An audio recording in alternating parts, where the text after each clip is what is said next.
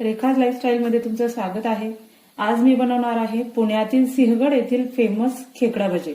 2 ते 3 कांदे इथे उभे लांब चिरून घेतले। जेवढं आपल्याला भज्याला लागणार आहे तेवढं मीठ आपण याच्यावरच टाकून घेणार आहे। एक 5 मिनिटं फक्त याला कांद्याला पाणी सुटेपर्यंत आपल्याला असं सोडायचंय। आपला कांदा छान ओलसर झालाय। यात आता आपण लाल तिखट घालून घेऊ। लाल तिखट याच्यासाठी की आपला रंग भज्यांचा छान येतो। आणि आता बेसन पीठ टाकून घेऊ। पाणी वापरायचं नाहीये जास्त आपल्याला याच्यामध्ये। याचं पीठ जे आहे ते घट्टच असतं म्हणून भजे कुरकुरीत होतात। थोडासा ओवा घालून घेऊ। बघा पीठ जर असं कोरडं वाटायला लागलं तर अगदी थोडासा हातावर पाण्याचा शिपका घ्यायचा आणि हे पीठ ओलसर करायचं।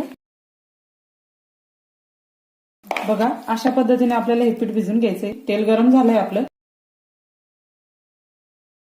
बघा आपला भज्याचा रंग किती छान आलाय।